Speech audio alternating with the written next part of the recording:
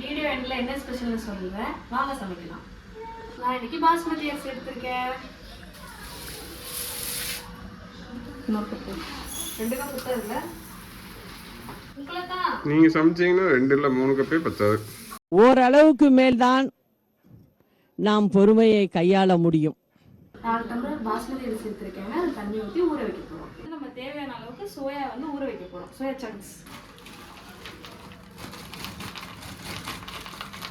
கண்டிப்பாக ப்ரோட்டீன் வேணும். இது வந்து வீகன் வெஜ் ப்ரோட்டீன்.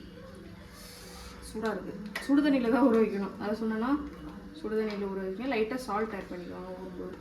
அப்படின்னா ஒரு பொடி அளவுக்கு புதினாவும் கொத்தமல்லி தலையும். இதுதான் நமக்கு அந்த ஃப்ளேவர் கொடுக்கும். குக்கர் வச்சாச்சு, அடுப்பு உடனேயாச்சு. தேவையான அளவுக்கு எண்ணெய் ஊற்றிக்கணும். நான் இன்றைக்கி தேங்காய் எண்ணெய் ஊற்றுறேங்க.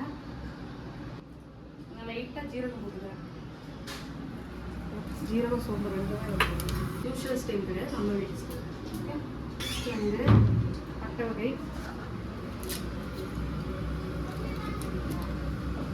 இஞ்சி இலை, 4 ஏலக்காய்,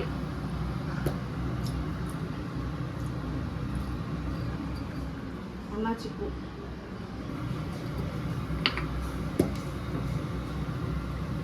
சுருள்பட்டை, ஃபஸ்ட்டு முக்கியமான சம்பவம் கல்பாசி. ஓகே, இன்னும் ஒரு ஐட்டம் தான் இங்கே இருக்கும். கிராம்பு, தக்கோலம்,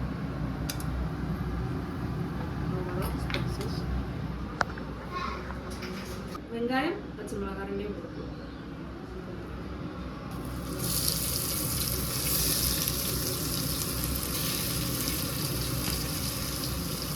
ஓகே, ஃபஸ்ட்டு புதினா போட்டுக்கணும். ஆனியன் நல்லா வணங்கிடுச்சு.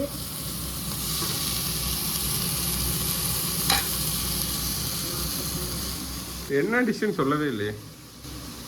லாஸ்ட் வரைக்கும் பாருங்க, அப்பதானே தெரியும். ரிவீல் பண்றேன். ரிவீல் பண்ணாம எங்க போறேன். ஓகே, ஹிண்ட் ஆச்சா கொடுங்க. ஹிண்டா நம்ம சப்ஸ்கிரைபர் ஒருத்தர் கேட்டாரு. இப்போ எல்லா கமெண்ட்டையும் படிக்க சொல்றீங்க. செக் பண்ணி பாருங்க என்ன ரெசிபின்னு தெரியும்.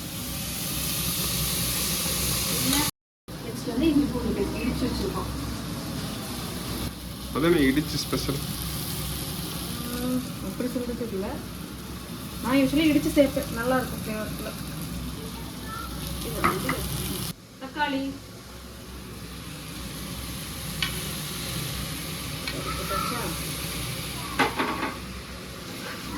நெக்ஸ்ட் இது கொஞ்சம் தக்காளி நல்லா மேஷ் ஆகணும். மேஷ் ஆனதுக்கப்புறமா மசாலாஸ்லாம் ஆட் பண்ண போகிறோம்.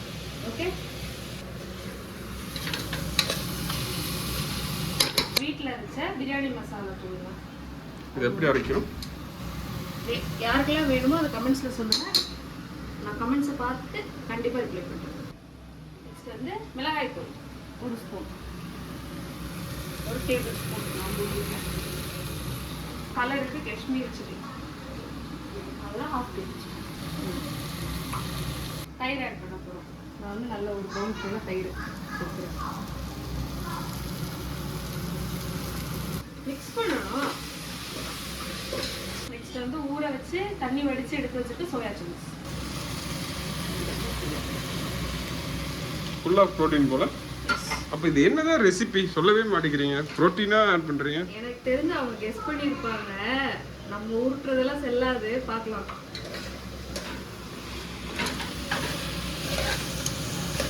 சமைக்கிறதுக்கு முன்னாடி அரிசி ஊற வச்சிட்டோம். அந்த பாஸ்மதி அரிசி வந்து வடித்து எடுத்து அப்படியே உள்ள ஆட் பண்ணிக்கலாம்.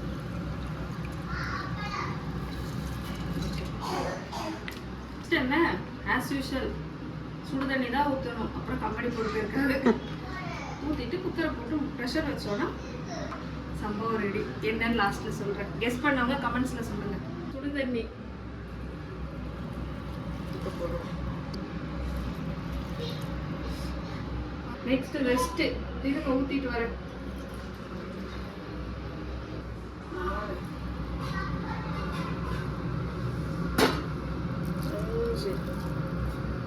அடுத்து லெமன் ஜூஸ் ஒரு ஹாஃப் போல் சேர்த்துக்கிறேன். ஃபைனலாக உப்பெல்லாம் செக் பண்ணிவிட்டு குக்கர் மூடி போட போகிறோம். ரெடி 2 பாய் ரெடி ஆகிடுச்சு. ப்ரெஷரும் இப்போ ரிலீஸ் ஆகிடுச்சு. நம்ம ஓப்பன் பண்ணலாம். நம்ம நேரத்துக்கு திறக்க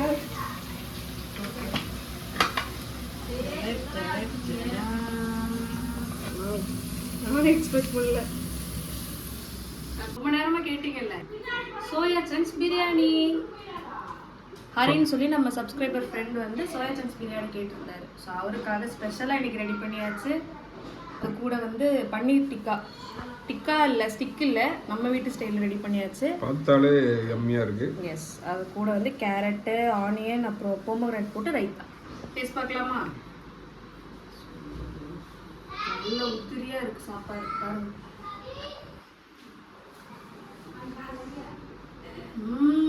சூப்பராக இருக்குங்க. நீங்களும் ட்ரை பண்ணி பாருங்கள். மறக்காமல் நம்ம சேனலை சப்ஸ்கிரைப் பண்ணிக்கோங்க. தேங்க்ஸ் ஃபார் வாட்சிங். பாய்.